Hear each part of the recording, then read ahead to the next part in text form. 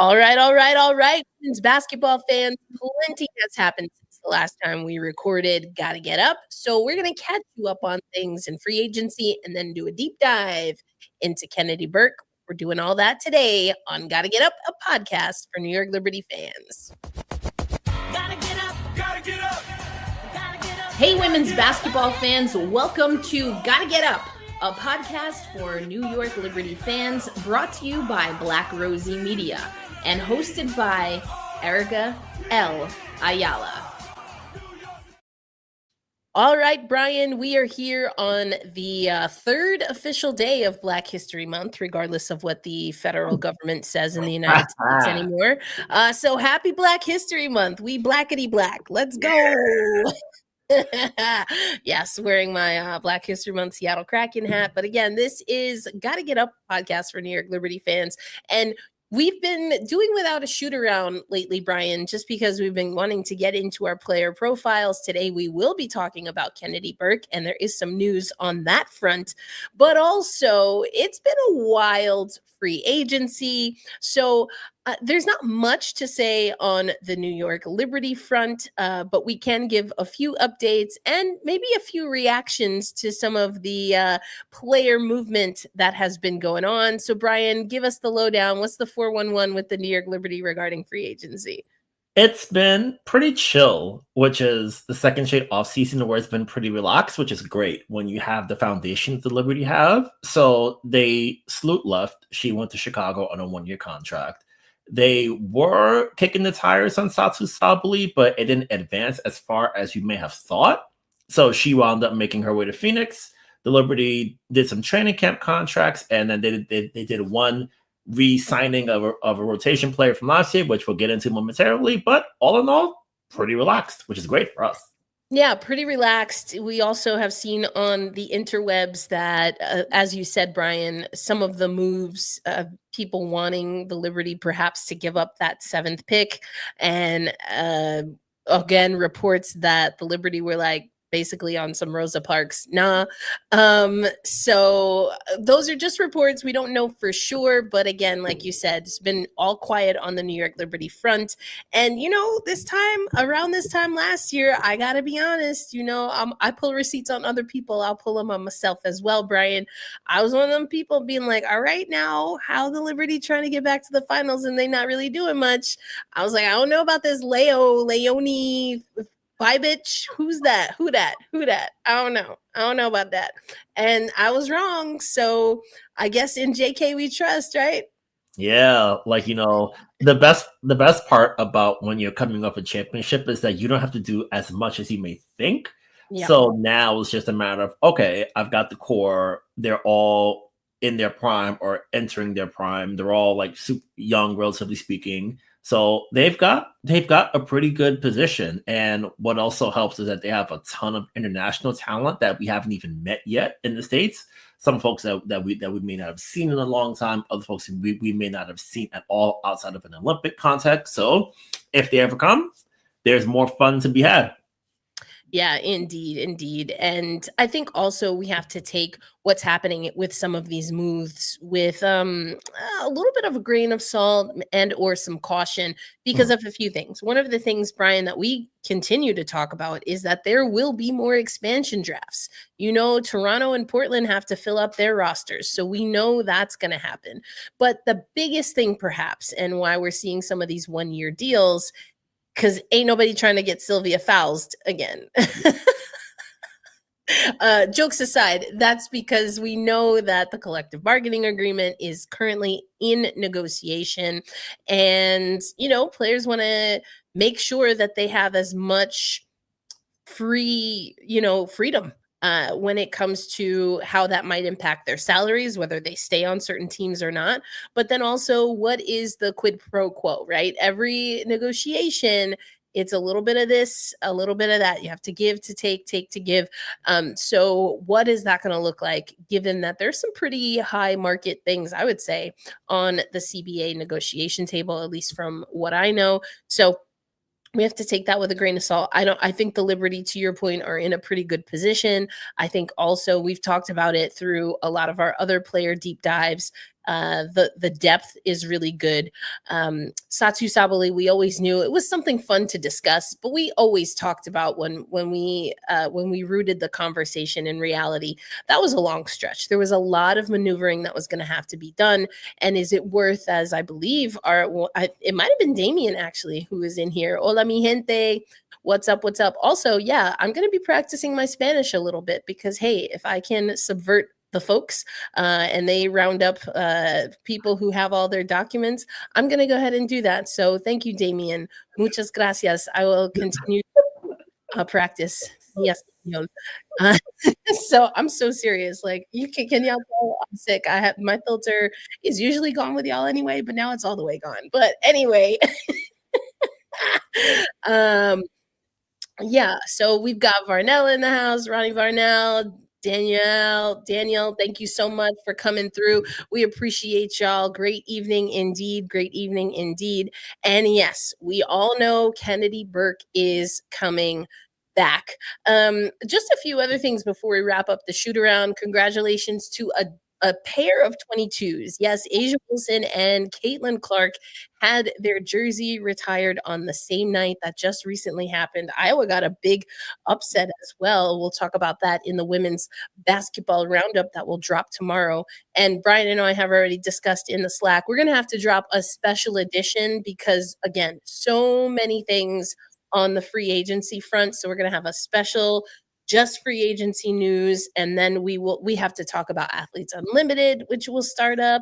We're going to talk about Unrivaled, of course, Money Moves, and NCAA. So all of that coming to you in the women's basketball roundup.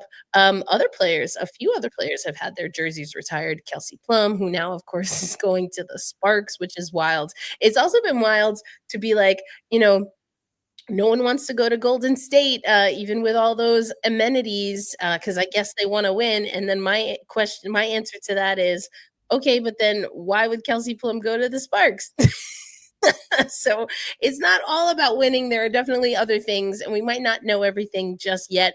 We have had a few media availabilities and some more throughout the week. So again, women's basketball roundup is a great place, to catch up on that. We also did do an episode of Tempestade, which is the Portuguese word for storm talk. And we talked a little bit about, Nneka Ogwumike, and yes, Moni on the money in Slack was right again. It was Chiney Ogwumike that broke the news there. So Nneka will be returning to the Seattle Storm, but still a big question mark regarding Gabby Williams. And we had an extremely uncomfortable conversation about Maureen Johannes that is available on Rewatch. We'll post it again later tonight on Rewatch Tempestade Talk. But yeah, lots going on, Brian, in the WNBA. A lot going on. But all right, let's get into the first quarter because we're going to talk about Kennedy Burke, and let's talk about the news because we did get some brand spanking new news regarding Kennedy Burke.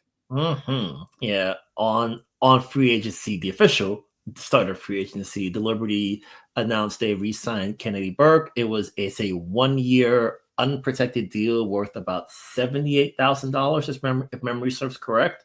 So the great thing about that move is that it gives them bench flexibility. KB, someone she's talked about it with us. When she plays in EuroLeague, she takes on a different role. She's more of a lead option there. But here in the WNBA, she can sort of like work on other skills, fit seamlessly into what the coaching staff is trying to do. And when her number is called, she tends to sort of like hold it down. She had some really great regular season games when she got extended minutes. And I would say her most important stretch of the season was game 4 against the Aces.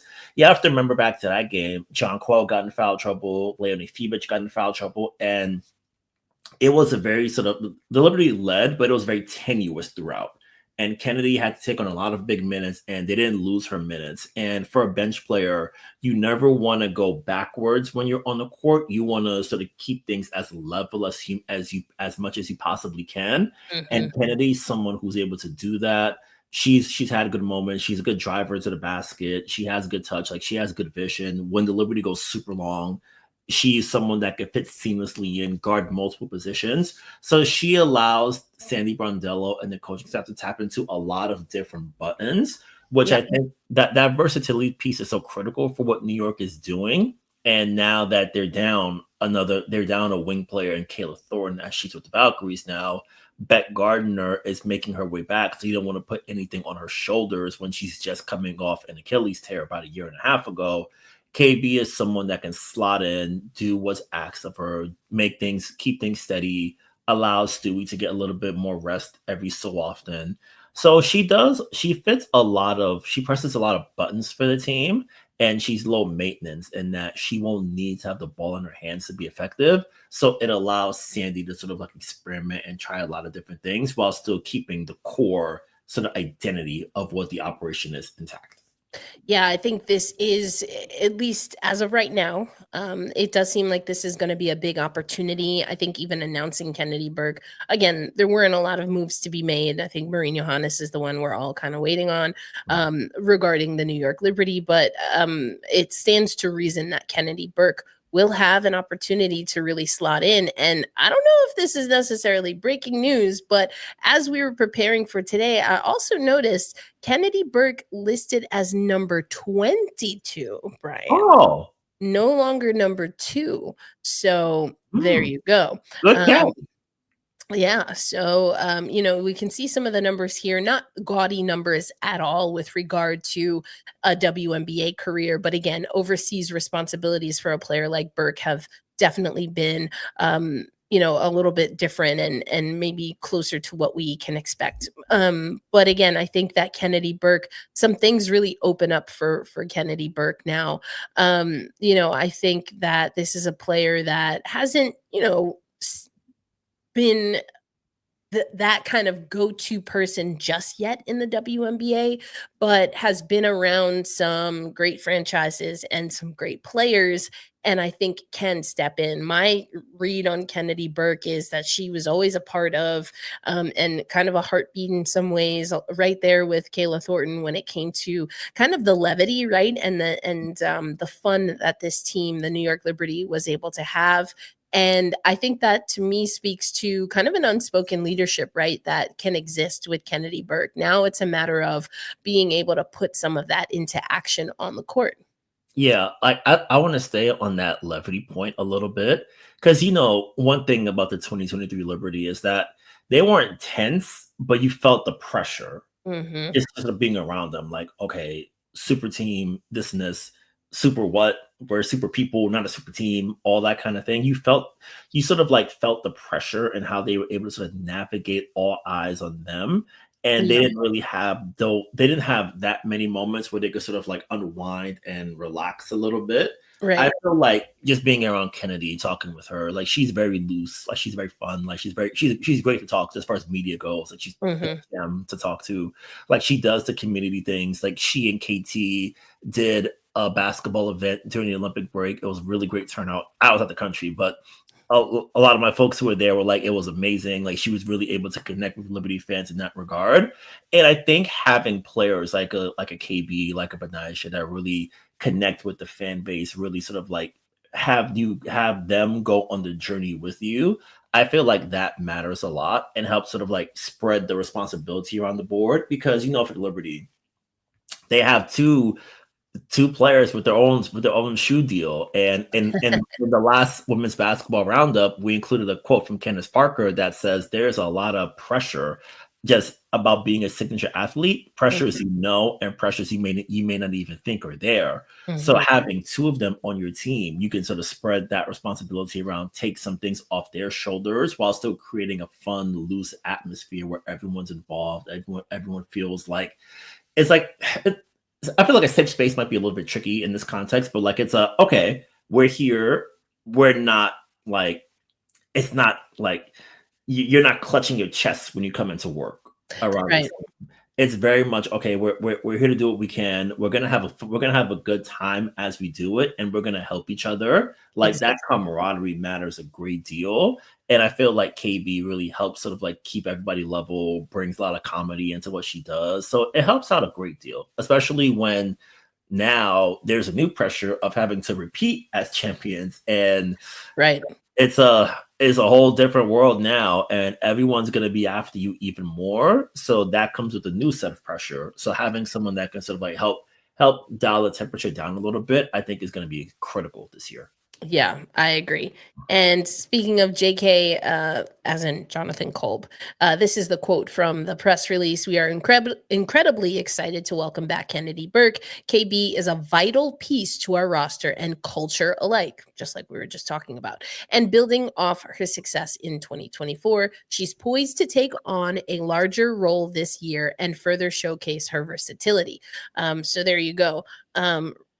I think it's really just all right there. And so I guess the question is, because we're going to stay with Kennedy Burke throughout this episode. And as always, if you're with us live in the chat, feel free to ask questions. We will definitely dive into deeper topics in the fourth quarter. And just a reminder, if you're listening on audio, that fourth quarter is YouTube only.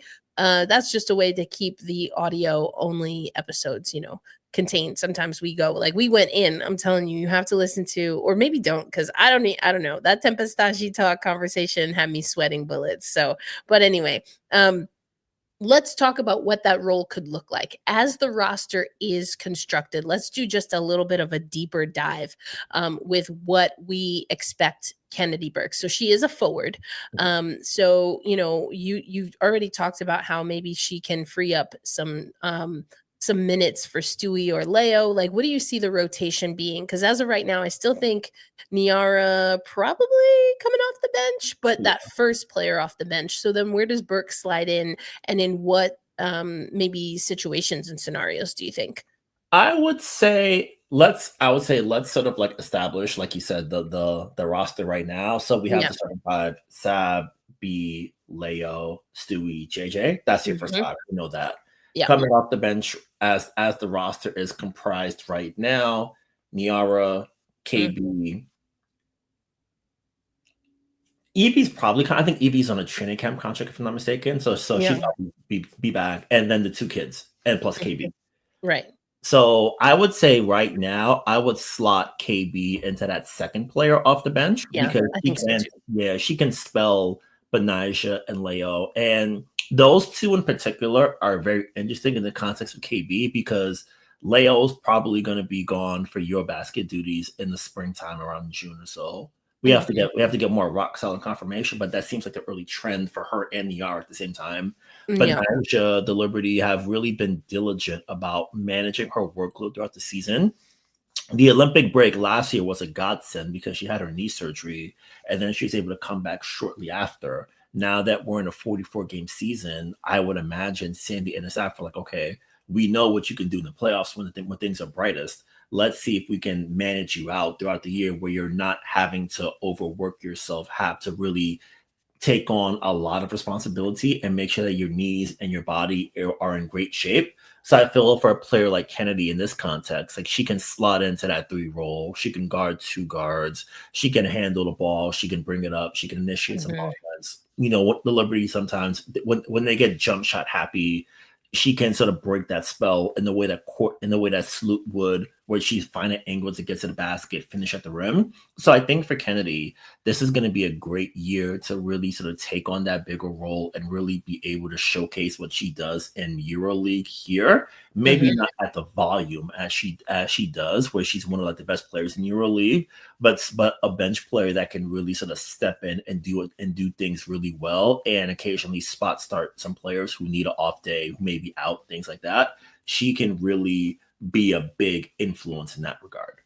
Yeah, for sure. And, I think this is a huge opportunity here. KB overseas, she is someone who can drop almost, 18, 20 points per game. And that is definitely something the New York Liberty will take. You lose that in Kayla Thornton, which again, KT didn't do that every night for the New York Liberty. That's not what she averaged, but it's certainly within her wheelhouse and her capacity.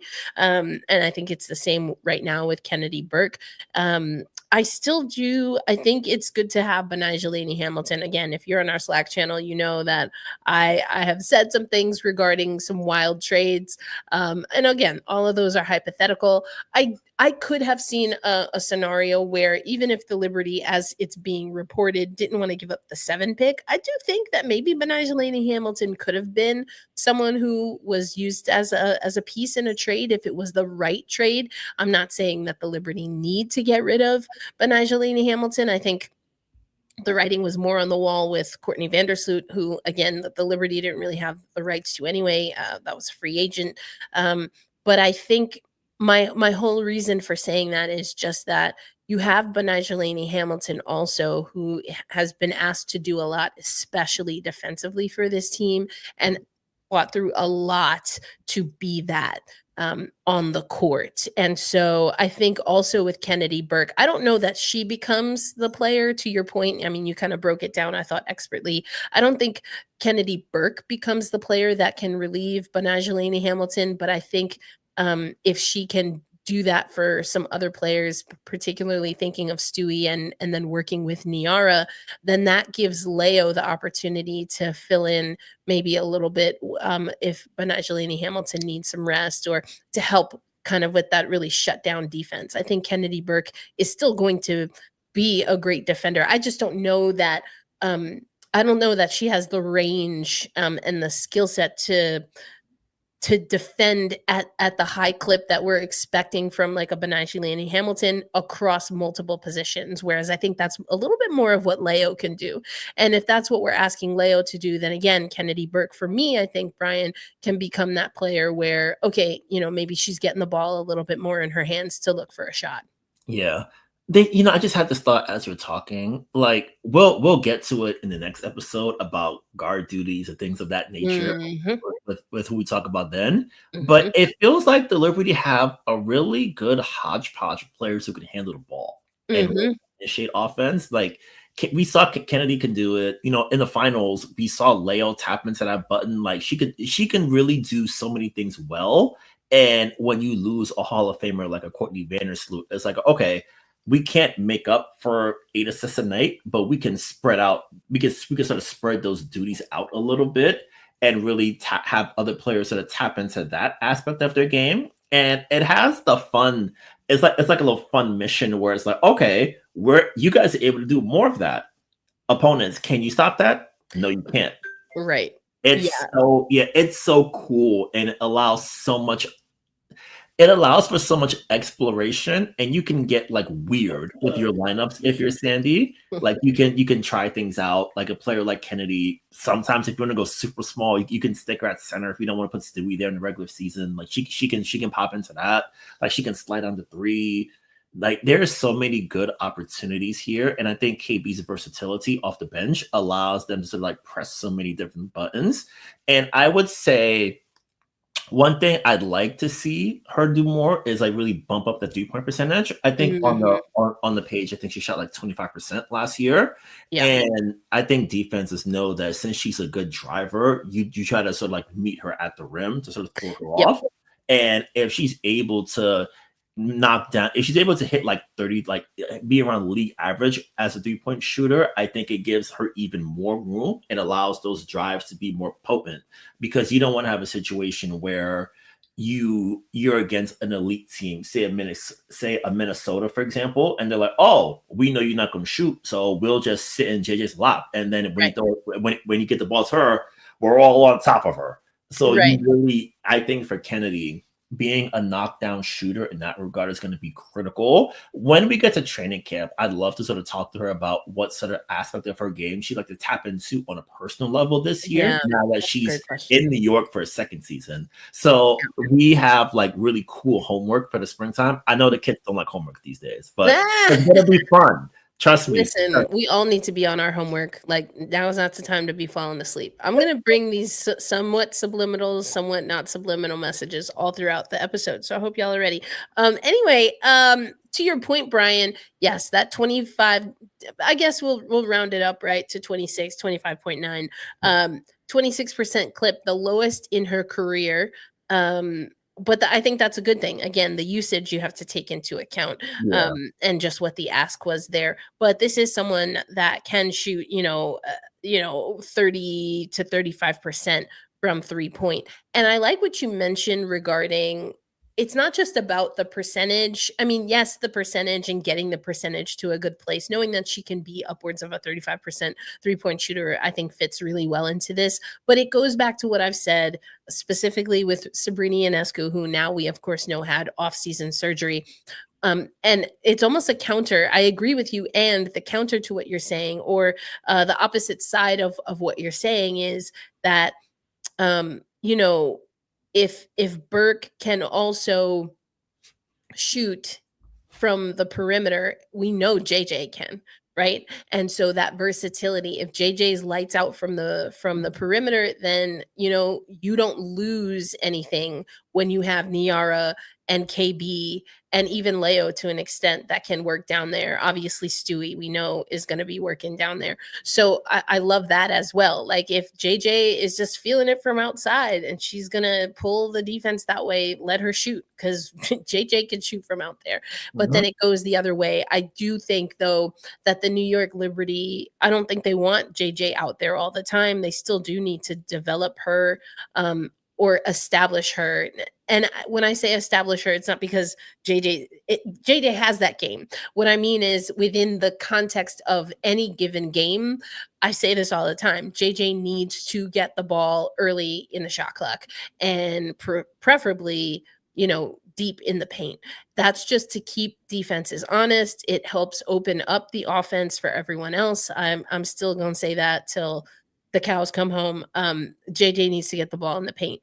And so when you have a player like KB who can shoot from the perimeter, like you said, she can handle the ball. I think also we're getting bigs who sometimes, and quite literally because of their height, they can actually be better facilitators to other bigs when they really are trying to pound the paint. So if that's also something KB can get comfortable with, I mean, I think that's going to be huge for this New York Liberty squad. And another thing I want to ask Kennedy about, again, going back to our women's basketball roundup, we know we're going to be talking about UCLA in there.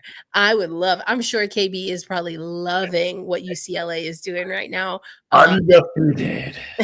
Undefeated, like they're tearing it up. They are tearing it up. They came in with a mission. I was at that media day and they came in with a mission. But I mentioned that because Corey Close is a very specific kind of coach and has been doing it for a minute there at UCLA. And that's the pedigree that Kennedy Burke is coming from. And I think this UCLA team, it kind of embodies what I think the Kennedy Burke transition has the potential to be for the New York Liberty. UCLA have the talent, again, have the pedigree, have a solid coach, and they unfortunately needed to, a la the 2023 New York Liberty, they needed to feel some hurt heart space. And they did, and now they're turning it around. And so Kennedy Burke comes from that. She's seen that on the NCAA side. She's been a part of it, of course, with the New York Liberty now. And again, the New York Liberty minced no words. This is now her time. And I just get the sense that it's like, all right, let's go. Let's do this. So it's going to be exciting. And it takes away some of that easy bake oven stuff we were talking about in 2023, right? I'm worried for you to say that. Because that's I have a star next to one of Damien's comments because we'll probably get a little bit deeper into it in the fourth quarter. But again, I had to call myself out at the top of this episode. I wasn't seeing the vision, but the New York Liberty have what no other team has. The New York Liberty have what no other team has right now. Like I'm thinking about this for real. Phoenix is getting blown up. Connecticut, I mean, might as well be Delaware at this point. Like, I don't know what's going on there, or Massachusetts. They're a part of Massachusetts now. There's no continuity. Who has more continuity for not just the last 2 seasons, but we're talking with some of these players 3-4 seasons. Who has more continuity at the coaching level, at the GM level and with the players on the court than the New York Liberty. Yeah. Like, I think, especially as we do a little quick spin around the league, so many teams are in so many different contexts. So I feel like the first, as far as like closest answer, would be Las Vegas. But hey, now our 2 guard / point guard now resides in Los Angeles. And if you listen to Temper Sachet talk, the 2 guard coming in had a bit of a tough 2024. So coming in, adjusting to a new role, new offense, you really not being the lead option anymore. And because 22 twos gets the ball in that operation. Like, yeah, she's the sun, moon, and stars in Las Vegas, and she is the first on the chart for a reason. So you adjusting to that when you haven't had a player like that, like Stewie would operate more in, like, she'd operate all over the court. Asia can't operate in the mid-range, but she's a post big and a dominant post big at that. That's a brand new context for you. So it can't just be, I played with a superstar forward, superstar point guard with Stewie and Sue. It's a whole different ball game now. So having to sort of like reorient your game to that, and especially in a year when a lot's going to be on the line for Las Vegas. Like in the roundup, I wrote that 2024 felt like a last stand for the Aces, and it turned out to be true. Now, 2025, it's okay. We've had so much pressure on us the past few years. New CBA's coming. It's going to be tough. And, the teams are still chasing you. Like, you guys have 2 championships in the past 3 years. So even though the Liberty are coming in with the championship now, you still have a big old, like, everyone's still looking at you too. Like, Minnesota's going to be coming back for you again. Phoenix, Phoenix is pumped. They're going to be ready to go. Seattle, we think, should be better better than a 4 seed. Like, but we'll get into the nitty gritty of that down the line. But it's a lot happening there, and all eyes are still going to be on you. Like, even though there are some big splashy names and moves across the league, we're still circling you on the calendar no matter what. Yeah, for sure. And Damien asking, what does the Liberty have that other teams don't have? Erica, what do you mean by that? I mean the continuity. That's what I said. Like, the roster is the same with very minimal changes from last year. You lose a veteran player, which a veteran point guard, very specifically, which I don't want to minimize. We've talked, I just feel like we here at Gotta Get Up have talked about it a lot, Brian. It's not a small thing. And it does seem as though the New York Liberty has been preparing to move on from Courtney Vandersloot, which is part of the reason I think where Courtney wants to be somewhere where she can take the reins. And especially with no Kennedy Carter, it's wide open lane for Vandersloot in Chicago.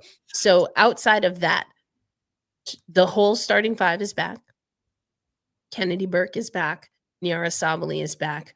You got Markeisha Davis, Jalen Sherrod, Ivana, like you mentioned, we haven't heard about yet, but likely or has the potential to come back. Maureen Johannes could come back. But comparative to the Las Vegas Aces, as Brian just mentioned, they have some roster changeover. I don't think that their roster, at least as of right now, at the time we're recording, is as dynamic and as positionless as the New York Liberty. But they also have a new assistant coaching staff. They are going to have a new general manager. Have they hired their GM? They have not, and that's wild. It's been, Natalie was off that job in October. That's wild, and they haven't announced a person yet. I have to go into the content network to watch the press conference to see what they did. But I don't think they have anybody yet. I don't think so. Yeah, I was like, they didn't announce anyone yet. Like, it's kind of like, we getting close to, it's about to be March, like this is prime GM time. But anyway, so the Vegas Aces, I think you can argue, as Brian did, that their roster, it doesn't have as much upheaval as well. I think, if you look at Minnesota, Maisha Hines Allen is out. We don't really know what's going on there with Minnesota, but with Minnesota, unlike Vegas and unlike New York, their roster was just coming together within the last 2-3 years. Again, Sparks, all kinds of new pieces. Between Chicago and Phoenix and Sparks and Seattle, like my head just keeps going this way. Indiana's got so many pieces. There you go. I was waiting for you. Oh, boy. You know, like Indiana's got a lot going on. And so how long is it going to take to get these teams to gel? That's why Brian was like, I was waiting for you to say your microwave easy bake oven thing. That's something we talked about so much in 2023.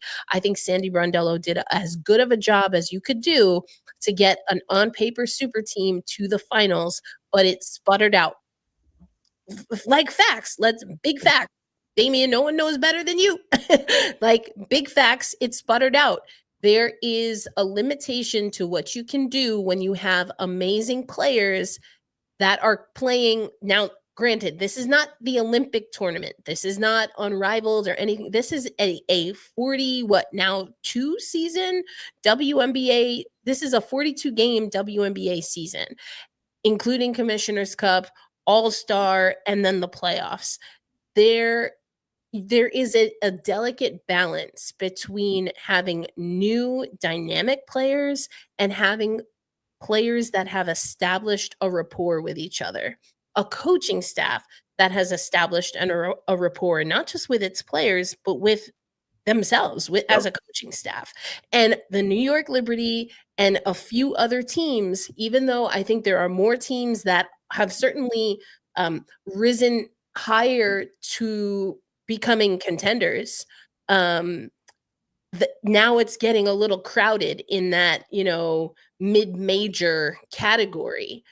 But the elite category is still only, in my estimation, because of how and what it takes to win in the WNBA. You need veterans, teams that are together, or as Kelsey Plum might say, that love each other, right? Because you gotta love each other. For real. And how can you love each other after only one season? And yes, I'm throwing shade at Kelsey Plum because I still cannot forgive those comments. Like that really mucked me up, man. That mucked me up. Hey Plum, I ain't like that. That was you were out of pocket for that. You were out of pocket for that. And so that's what I'm saying. Hopefully that made sense, Damian, but that's what I mean.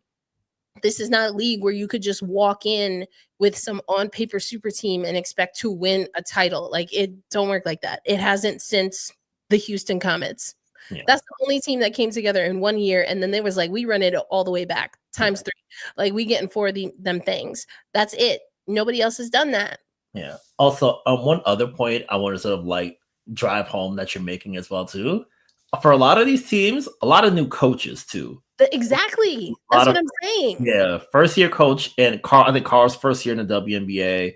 Steph first year in the it wasn't Indiana, but back in Indiana. So right. Now, the players have to come together. The coaches have to come together too. Exactly. Like one of the things, that's what I'm saying.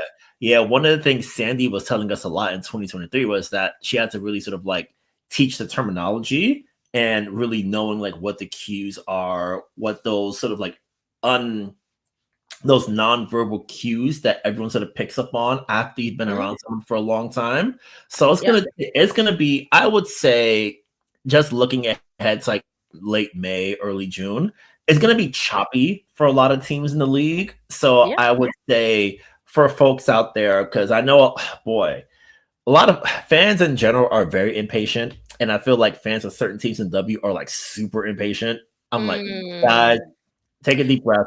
Like, listen, since we're on it, and then I do want to I think I answered all of this, Damian, while I was speaking. Like, first of all, everybody with this Minnesota payback for what? Losing? Like, get out of here. Like, payback for what? Don't let the Yara steal the ball at half court. What payback? Come on. Like, what payback? Wasn't nobody talking about the New York Liberty want payback? Like, what stop with the payback. Y'all giving them too much power. Like, of course they want to run it back. They want to try to get back to the finals. I'm sure they feel some kind of way, but payback, what did we do to them? They lost. Get over it. Like, ugh. Anyway, but that's what I said. Minnesota, Vegas, and New York, I think, are in a top tier for me right now. As of right now, Phoenix. Listen, I want nothing but great things for Satu Sabali, and AT the engine. That's some real stuff right there. That's some real stuff right there. I need to see more from Girl Dad. I'm just saying, like, I don't know, like Phoenix was just like out there in the ether last year. You know what I'm saying? Like, I need to see more. I don't really think I know or understand. And this is not, I'm not throwing shade, like maybe a little with the Girl Dad thing, but Nate got, he got a privilege that, let's say Teresa Weatherspoon didn't. I felt like I had a better understanding of where Teaspoon was coming from with her team last year than where Nate was last year. Maybe that's just me. I don't know. Like, what was Phoenix actually doing last year? Does anybody know? Yeah. Well, does anyone ever know? Because I've said that with Sandy too. So it might just be a Phoenix thing. I don't know. Yeah. I feel like the Mercury are very much what do you mean you called a foul on me? I didn't do anything. Like, I feel like from player 1 to 12 on that team, like whoever comes and goes, that is Phoenix basketball. Someone they're gonna break their wrist doing one of these. They're gonna take flight. Oh, that's Dallas. Wait, take flight. Like, you know what I'm saying? Like, I'm not let me put it this way.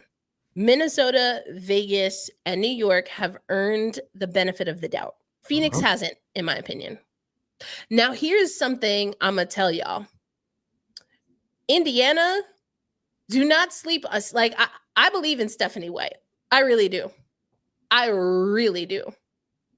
Like, for real, for real. And I might not like the sensationalization of like the entire Caitlin Clark thing, but Sister Cahoop, she proved it. And she came back from that All-Star break and that backcourt and with Mitchell back, like Indiana, again, for me, I don't think they get the benefit of the doubt in the same way as Vegas, as Minnesota, as New York. All three of those teams were actually in the finals in the last 2 seasons. But Indiana is probably the leader of the pack of that very next tier. Yeah.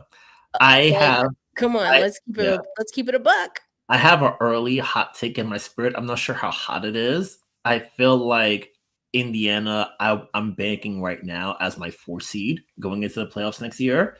I'm sort of like expecting that from them. Like, that's a successful season from me when I look at the Fever. Similar to how the Liberty in 2022 were like, okay, we want to get a home playoff game. 2021, we made the playoffs. 22, we won a home playoff game. That's it. I'm the same way with the Fever. Like, you guys got to the playoffs last year. This year, I want you to have home court advantage in the first round. I want you to have that. Well, either way, the league's gonna find a way to give it to them. So they already did. They already fixed they're gonna have it regardless. But anyway, that's another story. Erica, I have a turbo question for you. Oh dear, go for it. Do you think Kathy has any Indianapolis themed dresses in her closet? Oh my gosh.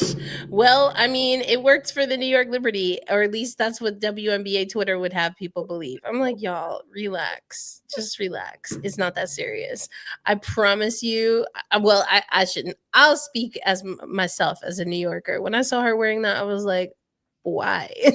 Like, I wasn't like, oh yes, she chose us. Like, girl, go away. Like, she's from New Jersey. I don't know. Like, what? I don't know. She got it from, Rent the Runway. I don't know her life. Like, you know what I'm saying? Somebody was like, a sponsor gave that to her, so she had to make sure it was in heavy rotation. I don't know her life. It did not affect me at all. Like, I don't understand why people got all worked up. She's gonna have the Indianapolis skyline with a big, a big arrow for Tamika Catching's T-spot on her dress next year. Like, come on. Like, that was so extra. People were so extra for that. I wonder if she has any Indianapolis Motor Speedway themed gear. Oh my gosh. I feel like she's gonna walk up with like a helmet under her. Oh my gosh, like a repurposed checkered flag dressed. Authentic checkered flag from the last time Dale Earnhardt Jr. won whatever, and I don't know. I know nothing about Indy. What is it? Indy 500? That's that race, right? Yeah. I think that's the one around Memorial Day, if I remember correctly. Like I think it's a 500. Boy. There's I have Daytona, Indy. yeah. I don't know. I that's about all I got. F1. I'm just saying random things now. But like for me, that's the tier. Those are the tiers. Like Indiana, like I'm not even gonna front. Indiana is a team to watch. They still have a lot that they have to earn, but keeping that backcourt, that's exactly what accelerated them into the playoffs last year. Yeah. And if teams didn't do a better job trying to get Kelsey Mitchell, that's to their own detriment. Now, I don't know to what extent she really wanted to leave, but all right. Y'all was too busy worried about the New York Liberty. You messed around and kept that backcourt of Indiana together. And then they do have Sophie Cunningham. From a basketball perspective, Sophie gives a lot.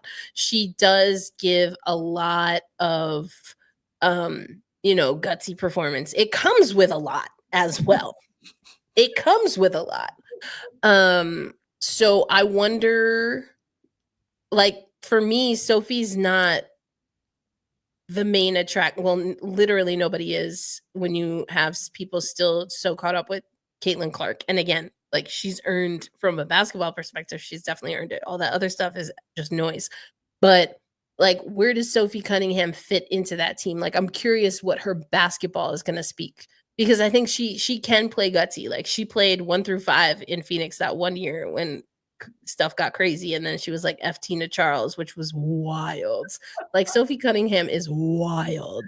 But she can get it done on the basketball court. So I'm curious to see what things look like, but they needed an overhaul. That's the big thing. I remember saying with CBS, I was like, man, Indiana under Caitlin Clark will get to the playoffs. They might even have a run at a championship, but it's not going to be with their head coach. It's not going to be with Christy Sides, and probably also, they're going to have to change leadership, and that's exactly what they did. So they're trying to get ahead of schedule here. But I want to come back to the New York Liberty, because this is Gotta Get Up, a podcast for New York Liberty fans, and I think all of that we just said, Brian, I mean, the league is getting better. The league is getting better. Damien's still very bullish on this payback. I said what I said too, Damien. Payback for who? I ain't scared. Nafisa Collier is crushing it right now in Unrivaled. And payback for what? For losing? You lost in overtime in game 5. What payback? Like your coach had a temper tantrum? Like, come on. I don't know. I guess I don't see it that way. Even last year, like when we lost to Vegas, was I talking about payback? What payback?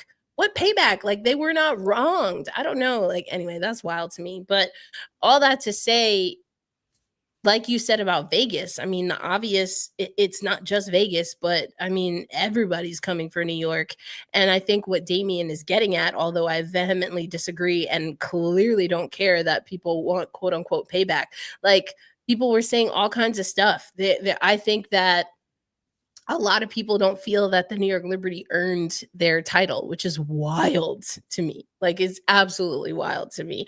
That being said, Brian, I do think that it never is, but in case anyone had any qualms or reservations, like this is not going to be an easy trip back for the New York Liberty. So even outside of Kennedy Burke, I mean, what are the things, especially now that we know there's no Courtney Vandersloot, what are the things that this New York Liberty team needs to be focused on once the ball hits the court for the first time in training camp? I would say when it comes, one of the early goals I'd have for them in camp is like just establishing the bench unit a little bit more. Like we saw it a lot last year. Like the bench unit was really good. Like Leonie, she didn't play much in May, but then when June came, she got more minutes and she made the absolute most of it and built and built and built and built and built. So I would say sharpening up the bench unit a little bit more. Rebecca Mhm. Gardner, she doesn't need to score. She can sort of plug into so many different roles. So I'm looking for her to see how she looks and how she's sort of like managing her recovery. And I think what helped a lot is that she was with the team all year. Like Yep. she wasn't playing, but she's in the coaching room. She's seeing the plays. She's there at the games. Like she's with everybody and getting to sort of know everyone's sort of like go-tos and do's and don'ts in a lot of respects. So that part matters a lot. And I think also I want to see what the kids do in their second year for Davis and Sherrod. They got some burn, but not that much. And they've both gotten some overseas play because they were in college last year and dealing with being a student, transitioning to another phase of your life as a 21-year-old. Like that's really hard to do. Now, Yeah. now they're playing Jalen in Athletes Unlimited, Q in China. So getting those reps, really getting that that high stakes experience, especially against pros who have a lot to prove, that part matters a lot. And I really want to see how they take those experiences, bring it into the New York Liberty context, and build on it from there. So I'm really excited to see that. And I think also for the group, just when it comes to like the actual on-court, like you mentioned earlier, getting JJ the ball, like it was, now that I think about it, I think we talked about it during the JJ episode back in like November. It's really amazing that they finally figured out how to get her the ball against Minnesota because they could not do it in the regular season. Child, like, listen, Alana Smith was putting in work. And I was mad, but I wasn't, like, I was like, she putting in work. Yeah, I was like, respect. Like, I don't like it, but she putting in work. Go ahead.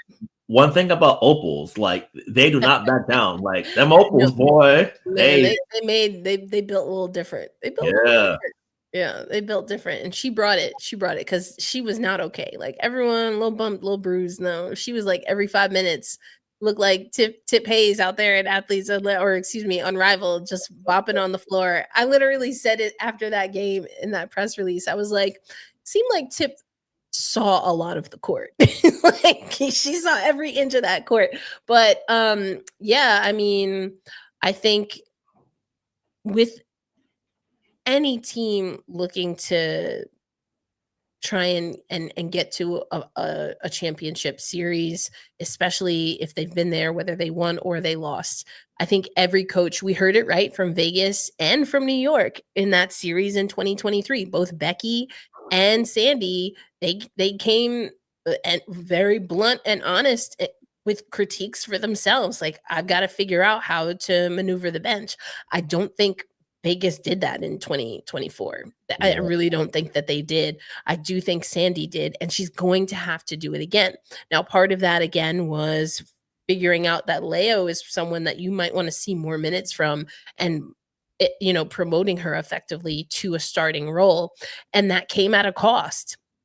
I don't know that the New York Liberty necessarily wanted to move on from Vandersloot, knowing that she could very well have another 1-2 seasons. I know a lot of people don't agree with that. I think Sloot can play for another few seasons. And if she wants a starting role, New York wasn't going to be it anymore. It's just, that's how it went down. I hope there's no ill will. But I think that that's where New York was at with it, that they kind of had to have that conversation and set the expectation. And they did that in the finals. So now for me, similarly to what you're saying, and I've wanted to see more of Jalen Sherrod, especially when early in the season, New York, they were never dropping like multiple games in a row, but there were times where we were like, it was very choppy. Yeah, is this record real? Like, should we believe in this? Like, what's going on? And I think to Sandy's credit, although it was uncomfortable at times to watch, like she wanted to make sure she knew what her first squad was doing. And then once those questions were answered, because again, right, Stewie was crushing it defensively. Her shot was not there early in the season. And honestly, her shot hasn't looked really great even in Unrivaled. So that's something, again, I mean, I could write a book about that, but now this gives Sandy an opportunity, I think, and my hypothesis is that she'll start testing her bench early. And I think she wants to do that super, super early. Like I'm talking training camp early, 'cause she needs to know what she's got available. So I think training camp and I think preseason for the New York Liberty is going to be fascinating, Brian. Yeah, Fascinating. I think, especially you want to have the thing about coaching is that I feel like you need to have as many sort of like fail safes in your mind as humanly possible. Where it's like, okay, Mhm. this isn't working. Can I go to Yep, this? Can I go to that? Can I go to this? exactly. And Sandy, she pulled out the ultimate fail safe in game 5 when she went super big and we was like, Yes. what It did this come from? And it worked. it And did. we saw the sort of like it was the complete vision of Jonathan Kolb, where it's I've got skill, I've got length, I've got my draft picks, I've got my overseas evaluation, I've got my Mhm, pull of New York and being a star here in a place that really means something. It all came together in that second half. And also, mhm. to tie back to your point that you mentioned a lot, sandpaper. Like we saw that Mhm. sandpaper that second That's half. it. Like the refs weren't calling anything. Like you think we just jump shooters? No, buddy. We got some muscle That's here, and we it. got Take it something to the for you. hole. Had Yeah, to, because the way that series was getting called, like you had to just like go in like you were going up against the American Gladiators because you yeah, never knew what was going to be called. Like that's just how that game was going. So you hit it. I love that you mentioned sandpaper because for me, I think there could be some sandpaper on the bench, but now it's a matter of what is the development for Q? What is the development for Sherrod? Because and we'll have episodes where we talk about them, especially with Jalen Sherrod. Now that we'll get to see her in action, in theory at least, right? With Athletes Unlimited, but for me, you got to figure out real quick if those are the players that you want to roll with because you have that 7 pick. We won't know obviously until April who they take there. We'll mhm, start to get I think we're still several weeks away, a month or so away from, being able to give an educated guess as to who the Liberty are going to pick there because as we're seeing, you know Agent Zero and the Wizard will help and play key roles in this run back. I mean, I think Maureen Johannes could eat up as a reserve player on this Liberty squad, and that's something that she'd have to do. Now, I think can Maureen give you what Sloot gave you? I guess the answer is almost yes and no, Brian, right? yeah. I think yes on the she sees things that you don't think are humanly possible on the basketball court. Exactly. Yeah, yes, in that she can drive and she's a good finisher at the rim. Yes, in that, well, Marine's like the most creative basketball player I think walking the planet these days. So So good. she got some magical up in her head when she gets the ball in her hands. And I would say on the no front, I I think when it's springtime and she's back, I would love to sort of talk to her and Sandy because Erica, you were there with us in 2023 at Exits. Mhm. She mentioned that she doesn't really like when she's in France, she plays on the ball a ton. Where here in Mhm. the WNBA, she's She's off not. the ball a lot. Yeah, So or that even with the French national team, she wasn't yeah, really on the ball very much in the yeah. Olympics, but Yeah, yeah. so she's very much like I want to work to be better off the ball because now Sabrina, this is a full Sabrina Ionescu operation at the guard Mm, position now, yeah, at and this point. this is for Sabrina. This is the first time in a couple years she's been the okay, you're in charge person, and I think for MJ when she comes in, you're playing off of Sabrina. You have that experience together already now in a brand new context with Aleo and other Yep. players here. That's going to be really interesting for her. And one thing that she's talked to us about a lot is that the coaching staff challenges her to be better on defense. And I think that matters a lot because, yeah, like it shows a trust in her and a sort of like realization that, okay, we see how good you are right now. with us sort of like leading you down the path, you can be even better and even more special. So if and when she does come back, like she has the impetus to keep expanding her game and getting better. So you'll never have a sense of, not that anyone had it before, but like you won't have the, okay, I'm good here, I could just relax and settle. There's that push and drive to keep getting better. Yeah. I wonder, I had two thoughts. Mhm. One was, as you were talking, I was thinking, I don't know how much maybe thinking there could be a world forward without Courtney Vandersloot impacted Sabrina's decision, perhaps, to do Unrivaled.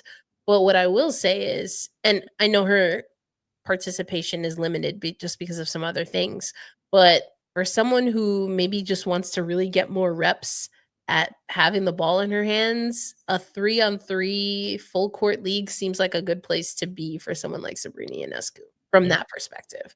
That's one thought that I had.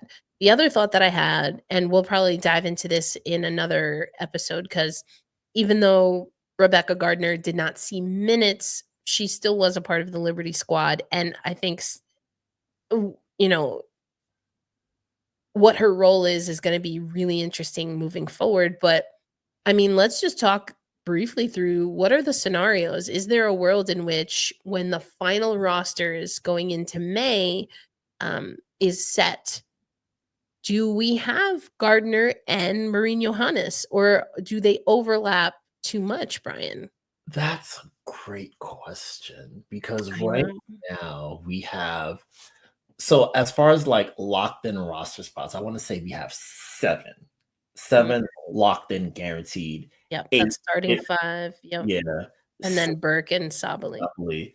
I guess Davis 8, because rookie contract I think is protected, if I'm not mistaken. So that's 8, but it's the WNBA. Draft picks get weird. Like, Yeah. So we have 8 tentatively. If we include, I think a lot of this is gonna come to what they do with the draft pick. Like, do they stash a player overseas? Do they move it somewhere for a player who can help win now? Like, that's gonna be a fascinating pull right there. So we'll put the 7 pick on the to be determined pile. Yeah. So that may be a 9. MJ and Beck would be 9, 10. And then if you have Sherrod, I would still want another forward, like a front court type player, because I don't want to have Niara be the only center on the team, because like one thing with Niara is that foul trouble would get her on occasion, health would get her on occasion, and if she has overseas duties in June, that's going to take your backup big out the picture. So I wonder for the Liberty, because it's such an interesting contrast, and we've talked about it before. In 23, they were center heavy with Big Mama, Han, JJ, and Niara. Last year, they trimmed it down a lot. They traded the tallness for length, and it paid off in a big way. I wonder if there's a way they could sort of meet in the middle when it comes to that. But I guess at the same time, Sabali's ready to take on a bigger role. So you want she is. Yeah. So it's roster building is so fun to think about. It's tough, because as much as I still think you need to have, I always just think having a veteran point guard is huge. But I think the Liberty is, I mean, I've been saying it for a while. So now I gotta own it. Keys are in Sab's hands. Like, I don't think anyone is thinking that's not what's going down at the 1, especially knowing there's no Vandersloot. But then it becomes interesting, because I don't know that you're going to get like a true, someone who knows how to run the point, true, facilitator from that can eat up significant minutes in the WNBA. I think I should put in that caveat from Q or Sherrod, at least not that they'll be ready to go for next season. Yeah. So does that become something that the New York Liberty want to rethink? I don't know that they necessarily need to do that now, but it is going to be a question that they're going to have to answer eventually. But to that end, I still think that Gardner and especially Johannes, to your point, they're backcourt folk. And like you mentioned, with injuries that we've seen from Sabali, it just makes sense to, I don't think you, I mean, because you still have JJ, obviously, who is going to be putting in significant minutes if the last 2 seasons are indicative of anything. So I think that you need to find someone at minimum who can be like a true, I'm tempted to say 4 over 5. I think you maybe need someone who maybe comes from that 4 position, can maybe stretch to a 5 or something like that. But no, I would not take a gamble on Kennedy Carter, not because I don't, I mean, I don't, there's not a need for Kennedy Carter on this team. Unless you take Sab off the ball, I don't see where Carter fits. Can I do a quick interjection there? Yeah, of course. I would say if you're looking for a team that needs Kennedy Carter, the podcast you need may not be Gotta Get Up, a podcast for New York Liberty fans, but it might be Tempestagi Talk. That's the one. Seattle Storm fans. That's it. We definitely have already talked about it a little bit, but I don't have any issue with Kennedy Carter, and I do think she gives you that sandpaper for sure. Like it's a question mark for me with some of the guards that we have backing up Sab, but it's not.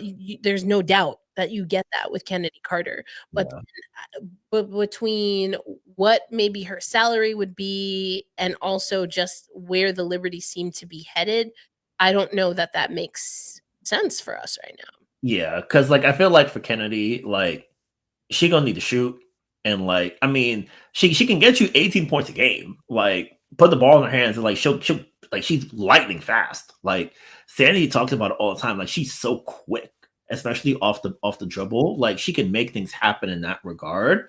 And I think if she were like here, she wouldn't get that opportunity to really sort of like shine in that regard. Like if for a place like I think if she wanted to like still compete, like a place like Seattle, they don't have a 2 guard right now. Lord knows what they might do with the number 2 pick and who might be available for them. And we'll see about that. Like if I'm her, like why go where I'm deep in the rotation as far as like being a backup? Like I'm 8th, maybe like 3rd, 4th player off the bench. Whereas if I'm heading to a place like we're not sourcing it, we're just saying like for a Seattle, for example, I might be able to start like I'm next to, hey man, you want a tough guard next to you? Skylar Diggins-Smith is the guard you want. Tough. And then so fun watching her in Rival. Like, and I mean, all right, we're basically in the 4th quarter, so I'm only saying that because this is for our audio folks. We're gonna tap in next time. We're gonna talk about Jalen Sherrod, because then that gives us an opportunity to talk about Athletes Unlimited. Jalen Sherrod, just an update, has been officially drafted to Team Westbrook, as in Avina Westbrook. This is a pretty sweet roster. Ty Harris, Elizabeth Williams, Bria Hartley, former New York Liberty, Victoria Saxton, Kia Nurse, Sherrod, as I just mentioned, Crystal Bradford, Soraya McGuire, and Kenesha Bell. That's a cool roster, and I'm excited to see E. Will, because like she was balling out before she got hurt.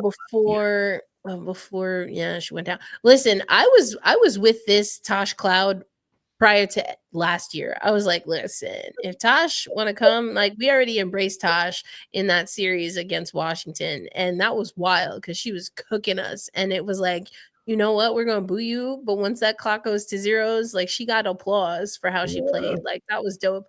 And poor Tosh was working so hard to try and get Satu to Phoenix, and did, only for her to not be there. I was like, dang.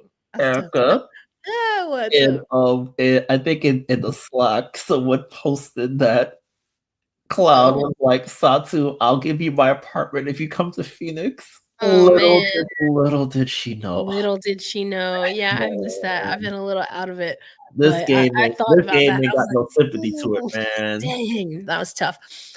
Yes, but so again, audio listeners, make sure you check out Tempestagi Talk. We talked about Jordan Horston, and yes, we did talk about I almost said Natasha Cloud. We talked about Kennedy Carter on that most recent episode. Roberta made me extremely uncomfortable with a scenario that would send MJ to Seattle. And I was like, I can't believe that you did this to me. I thought we were friends. So definitely go listen to that. You can watch it on YouTube as well. And remember, women's basketball roundup comes out on Tuesdays. We're going to have 2 editions for you tomorrow because we just have to separate all of the free agency stuff that has been going down. So do that for sure. Now, Damien, we're getting into this fourth quarter. Now, listen, you keep using the word gamble. And yes, I'm going to nitpick here because I don't know if you're in the same boat as me, Brian, but the New York Liberty, in my opinion, don't need to be taking gambles on anything.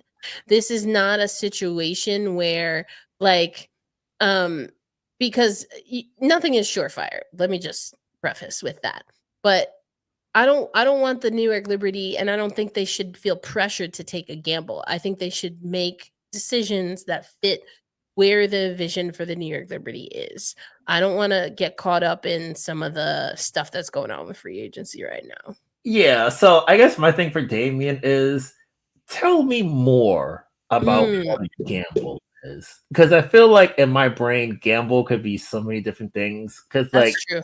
I would say one gamble that I would never, ever, ever under any circumstances take is if an anonymous Australian DJ who used to play for the Sparks was like, "Hey, I want to play for you." No, thank you. That's a gamble. I'm like, I'm gonna call the hotline. Not a. First of all, as long as Sandy's there, that's not happening. So Yeah. I'm just saying that's not happening. I don't think either party is trying to make that happen. And by that I mean Sandy Brondello or Jonathan Pope. Well, that too, but I'm more meant Cam Beige. But I don't think no one's trying to make that happen. But yeah, I don't think Jonathan's gonna go for that. So like gamble, I don't know. I think that again, Kennedy Carter, that's not a move worth it. Now we said earlier in the episode, for me, I don't know, maybe Brian, you feel differently. I'm not ready to make any determinations on an NCAA player on the 3rd of February and how they can fit into a WNBA roster. Yeah, I think, as you were talking earlier about the pick earlier and like free agency and all that kind of thing, something that's been in my mind for the past few weeks, we really don't know who's coming out because it's very much like do I want to come out when we're in what's in a current CBA versus if I stick around, if I hang out at school for one more year, I come into a league with the CBA, will it double? Like, will the salary cap double? Like, what's the minimum salary going to be? Right. I will say, to be like, I hate using this term to be fair, so I'm going to snip that out, cut, delete. Circle back. I will say, I hear you, and rookie contract shouldn't be impacted that much. The only way that gets impacted is because rookie contracts are also, I don't know if the term would be sliding scale, but they're tiers, right? So if you're drafted in a certain position, you make a certain amount of money. Now, if that money exponentially goes up, then that could be tough.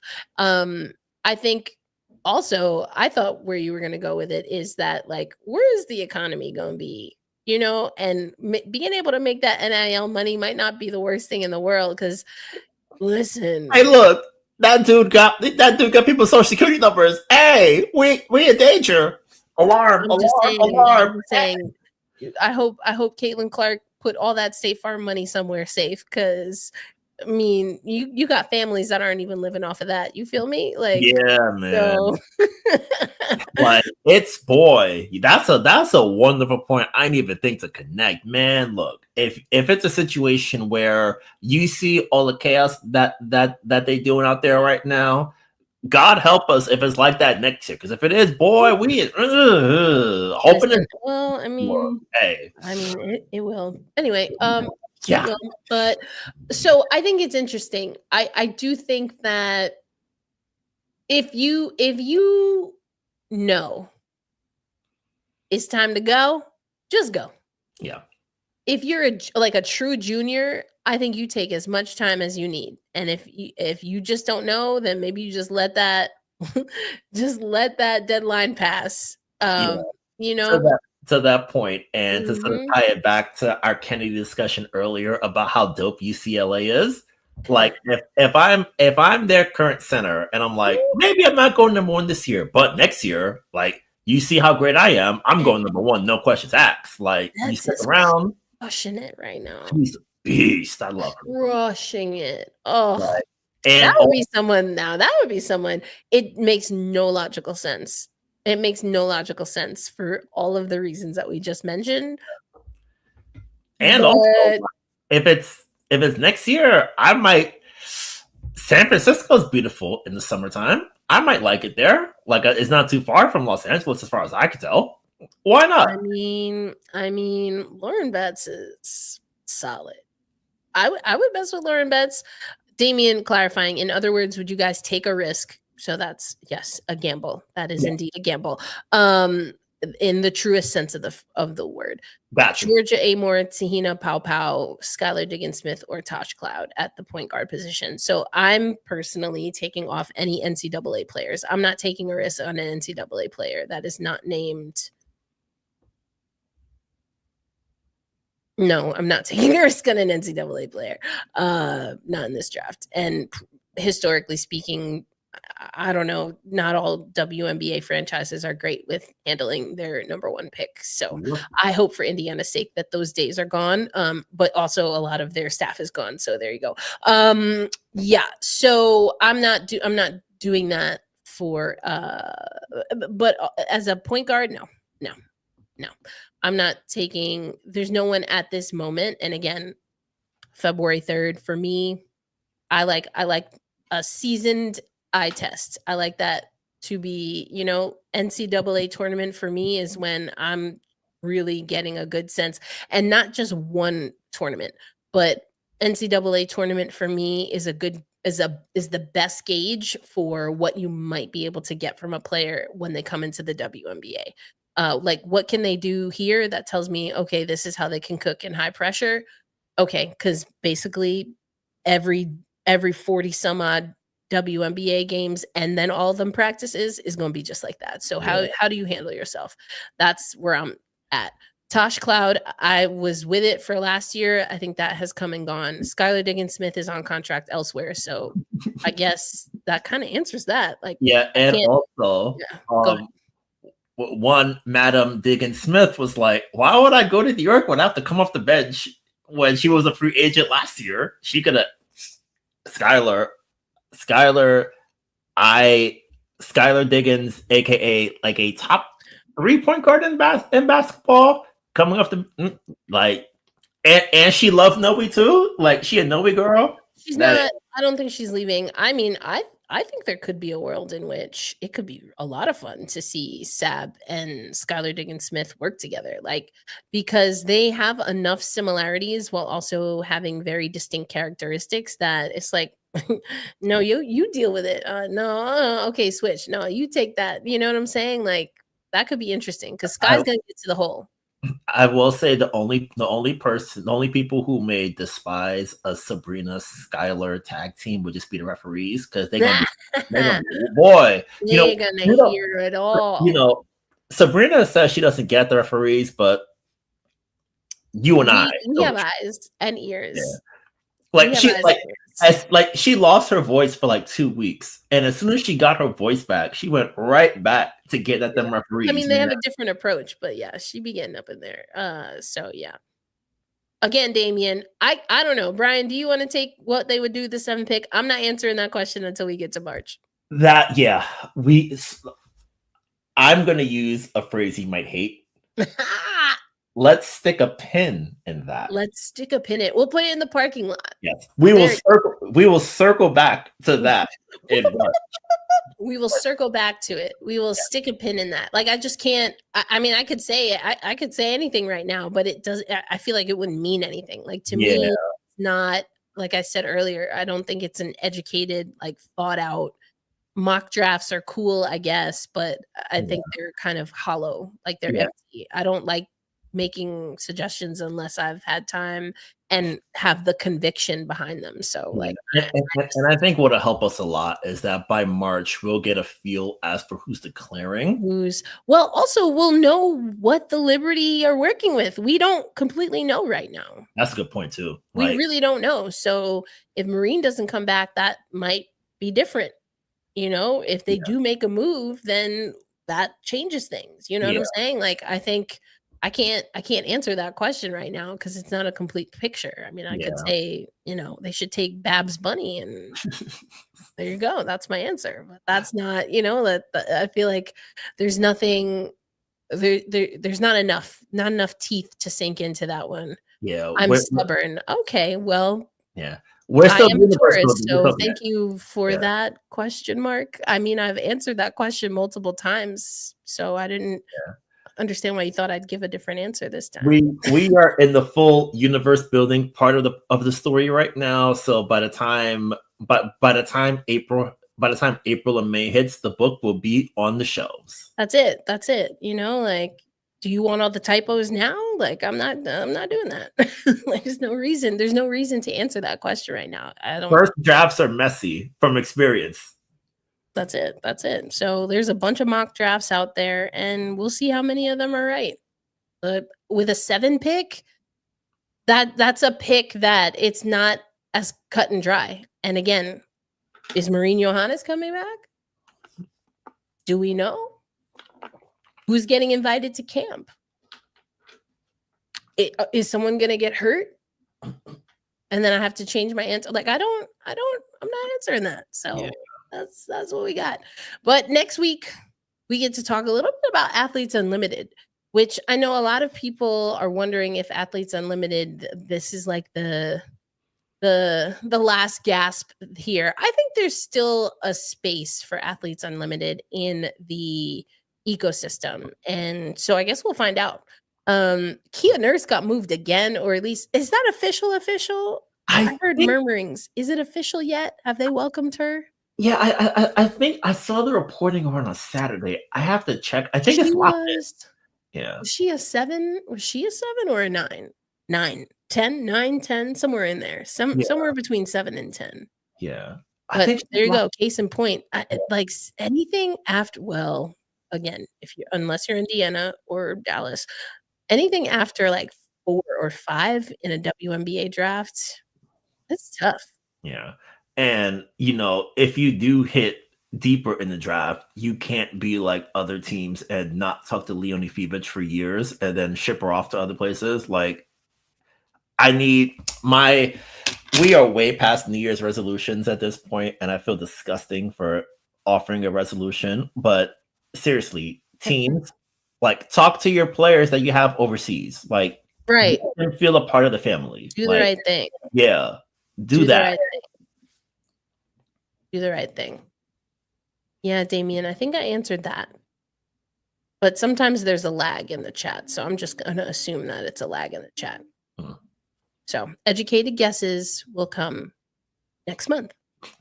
Thank you so much. All right. So yeah, like I was saying, we're going to do Athletes Unlimited, a little deep dive by way of also getting to talk about Sherrod. Agent Zero was hilarious also. I love it. I'm curious. I mean, I really liked what Sherrod was bringing out of training camp. So, but here's the thing. Like, Sandy's gotta let some of that you gotta let Sherrod cook. Like, you have to. I want to see what we're working with. The sandpaper quotient is high. And the Liberty are going to need some of that, because that finals was messy and came with a lot of narratives. And the New York Liberty are going to have to get a little tougher. Like, that's just facts. Yeah. Like, they they won't back down from the challenge. Like if someone tries to get at them, like they will buck. They will be like, what's that Right. about? Like Right. But and sometimes you got to get crazy first, and not just once somebody else gets crazy. You know what I'm saying? yeah, I feel you. And I think yeah, and especially now that we've got a longer season. So the more time you see an opponent, the more they're gonna get on your nerves. So the Mhm. more like you may be like, hey, I got something for you. So Let's go. make for some fun. Let go. Let go. Yeah. So I don't know. If we go with what we got, Agent Zero and Yvonne are key players. If no healthy wizard, Good uh, point. that is a good point. I mean, and I'm very interested in what Ivana can do. I think that that's another player. Great disposition, has been with the team. I think could be another good culture piece here. Um, you know, uh, just haven't been able to see what that looks like for the New York Liberty, or really in the WNBA. Has kind of been playing kind of role player parts, fill Yeah. in spots for a little while. Yeah, across the timeline did some work for you, Damien. There you go. You can look up what they have. Like at 7. I don't know how any of those picks are gonna. But go ahead. They did some guessing for you, so you can take a look at that. Okay, the Liberty won't repeat this year. Carry on, and Sandy Brondello don't use the bench, as I stated from time to time. I also think, Damien, though, like it's super early. Like Yeah. it's super early. I mean, there was that abysmal preseason loss, and Everybody I mean, was if we were to play back some of the comments in the chat from oh after my that, god. I mean, you know, I don't think everyone thought that this team was going to be back at the finals. I mean, that's just how I remember it. I don't know. So The way people were talking that like they thought they were gonna go 0-40. I was like, come on, like like it was like it was not great. It was not great, but it was. My headphones. It was preseason. I mean, you would want them to come out better, but they didn't. Oh well, doesn't count. Keep it Yeah. moving. Look, when like by ring night, we'll all forget about whatever antics they're doing Speaking against of, preseason. yes, I forgot I wanted to do this. I got a little bit distracted, or maybe I just no. Let me not do that, Erica. I'm trying to be a better person in 25. I'm a work in progress. I'm a work in progress. Here we go. I did want to, because I know we have been talking about this. The schedule. What games y'all got circled? I mean, the obvious one is this one right here. Bang, bang, bang. Also, you know who else has that game circled on her calendar? Who dat? Chelsea Gray. Ooh. Yeah, She's talking mess? She was on Trophy Room. She was like, "Oh, they scheduled us the first game for ring night. All right, I'm looking forward to that." Okay. I love it. Okay. I love that we've got two titans coming together on opening night. Go. Gonna be a beautiful scene. And Let's go. let me see what else. And then they have Chicago and Indiana right after that. Yeah. Like, come on. And the then road, though. The Cup, beginning in June. In June. Yep, that first Sunday in June. Yep. I like the 19th against Phoenix. I really want to see what they've got cooking. Atlanta on the 17th is going to be interesting because Atlanta's always interesting. big. Yeah, they're big. Hey man, you thinking centers are out of operation in basketball? Not in the great city of Atlanta, Georgia. That's wild. Oh yeah, you mentioned the Commish Cup. TC Tina Charles will return on that. That's gonna be a good one. Yeah, of course. For Seattle. That's of course. Yep. We'll see who's on Seattle at that. Like, man, Roberta really messed me up with that hypothetical. I was like, you know what? Podcast over. Like, why you hurt me like that? Why you hurt me like that? I mean, we see Indiana in May and June. I think that's going to be a good test, to be honest, for this New York Liberty squad. Yeah. Speaking of Indiana, we host Indiana leading into that All-Star break and then come out of the break playing them again. I was like, you know what? Okay, Kathy. With her, checkered flag dress, she's probably gonna rock. And then ending the season in September, the regular season, Golden State, Seattle, and Chicago all on the road. And that one game at home, they're like, well, they'll have a home court advantage anyway, right? Heaviest head that wears the crown. That is it. Well, we're going to break down the schedule a little bit more as we get closer. We're still going to do our deep dives, talk about some players. And so we'll go from there. The Liberty are like the Knicks, a working progress, or are they? I can't speak about the Knicks. Yeah. I don't know about the Knicks. Hey. That's what I'm saying. Like, the Knicks ain't got one. They ain't got one of those in a minute. So I don't know about that. But, Damian, you play your part. It worked last year. So just do everything that you did last year and we'll be fine. And, that's it. That's all you got to do. It's very much, yeah. You live in a specific space in the fandom, and you got to bring that same energy in order for the New York Liberty to prove otherwise. Yeah. I'm very much like Damien in that if my team is doing something right, like I keep exactly the same. Like if my team is like on a 12-2 run and I'm like standing like this, I just stand like this the rest of the game. The whole time. It's that's your sworn duty. It is your sworn duty. We're all in this together. That's it. I didn't give predictions last year either, so we're not going to do that. I said to make the predictions on here, and I'm always afraid that things go wrong and they're gonna yell at me. Here's the thing. Like, I just find predictions useless. I really do. Unless I have a conviction behind it. Why am I just gonna say something willy-nilly? Like, it's just hot air. Like, to me. But that's what a lot of sports media is. And I get it. Like, that's how people have set an expectation of that. That's just not how I operate. So Across the Timeline has a bunch of pundits that are willing to put their name out there with things that are probably not going to they're going to be different completely by like another 3-4 weeks. I don't know. I just don't get down like that. If I say something, I say it with my whole chest, 10 toes down, all that. And like mock drafts, all that stuff. Nah. So many things can change. But all right, we're going to get out of here. Again, women's basketball roundup curated by Brian Fleurantin coming to your inbox. If you're not already subscribed, go ahead and do it. Absolutely free to you. And that's the way you're going to get also our deeper dive into free agency. We talked about some of it, but again, doesn't really affect us too much over here at the New York Liberty. Did get into it a lot more on Tempestagi Talk, so you might want to check out over there.